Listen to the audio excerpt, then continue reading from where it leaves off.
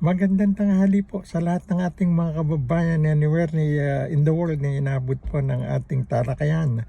Ngayong umaga, ito po inyong kabayan ng Mondatol at syempre po tayo po ay medyo babati sa lahat ng mga nanay, mga grandma, great grandma, mga tita at mga single mother sa buong mundo.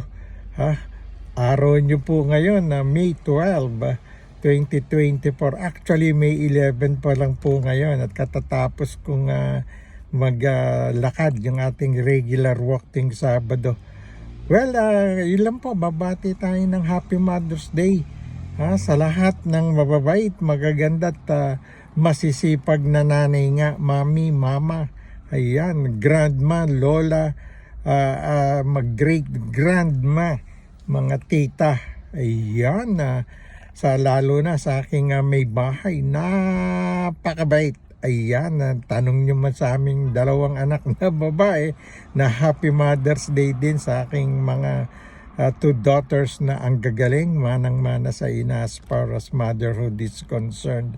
Ayan, at sa lahat po ng mga nabayapa ng nanay, Happy Mother's Day po sa inyong lahat.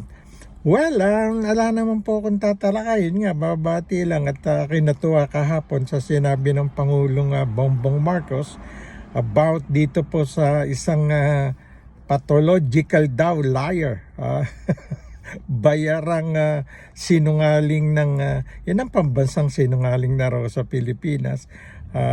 Tinawag nga ni Presidente Bongbong Marcos sa kinatuwa na jukebox, Jukebox King. Tinalo si Idol nung araw Eddie Peregrina as Jukebox King. Jukebox King ngayon Jonathan Morales, yung nilagay pong witness ni Senator Bato de la Rosa. Naknan dragon. Wala ka naman paniniwalaan dun sa mga sinasabi niya, panay gawa-gawa lang. Ito naman si Senator Bato, sinayang mo ang pagiging idolo ng masang Pilipino nung araw na inihalal ka. Noong kailan ka ba inihalal? 2026 ba? 2022? Ayan, 2019 yata Kaya ngayon 2025, tatakbo ka na naman. Pwede, qualified ka 6 years Mananalo ka kaya? Yun lang, dahil natanggal na tiwala sa inang tao. Saka nakakitang hearing mo sa Senado, 2 beses na, laking gastos na, milyon. Walang katuturay yung mga uusapan nyo. Kinukonsinti mo yung Morales na akala mo siya ang chairman ng committee. Kung magsalita nako, swerte kayo na ito, wala si Senator Rapi Tulfo. Kung nandyan si Rapi Tulfo, matagal ng blanco yan Umpisa pa lang nung hearing, todas na yan si Morales. Sapagkat si Rapi Tulfo, kahit tinitira ng marami yan, tama yung ibang ginagawa niya, pinapakita lang niya na ito ang tamang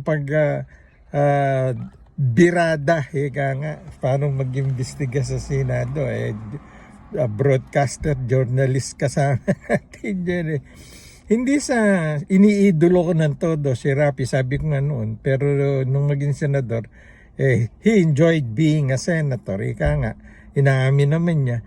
Ang problema, sobrang grandstanding kung minsan. Nag-walkout pa nga kay Bato. Kaya ayaw nga sigurong pumunta na ron. But definitely, kung nandun si Rapi Tulfo, toda siyang si Morales, hindi makapagtitira ng kasino. Hindi, pinabayaan ni Senator Bato. Kaya ako nga, nasira yung kumpiyansa ko kay Bato At any rate, congratulations po sa ating Pangulo. Bihirang lumarga yan parang si Tito Edward pag nagsalita may katuturan at saka kahit galit yan, hindi sasabihin galit ako siya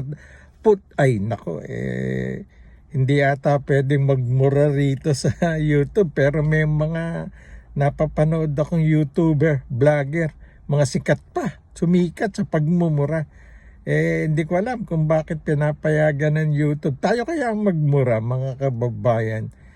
Siguro pag nagmura ka, dadami yung aking mga subscriber. Yan pala, request ko nga.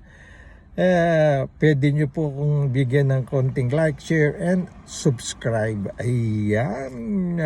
At kung may gusto po kayong malaman about sa maraming bagay, about dito sa Canada, puntahan nyo po. Matutuwa kayo. Mga kwento ni Lakay. Ayan, dito po sa YouTube. At saka si Attorney Grace Castro. Yan ang mga pinapanood ko, si Kakopi. Ayan. Saka si, of course, si CJ, si Coach Jared. Yan lang po ang puntahan nyo. Okay na kayo. Maganda na araw nyo. At kung naman, di puntahan nyo yung batas natin at saka si Rapi Tulfo, magkaaway. Numero ni dalawang yun. Attorney Randy Labayan at saka si Idel, ika nga, Senator Rapi Tulfo. Yun lang po, bumati lang tayo ng Happy Mother's Day sa lahat ng mga nanay. Araw nyo po ngayon, bukas, May 12, 2024. Magandang umaga po sa inyo lahat. Ito pa rin po inyong kabayan na Mondatol. Thank you.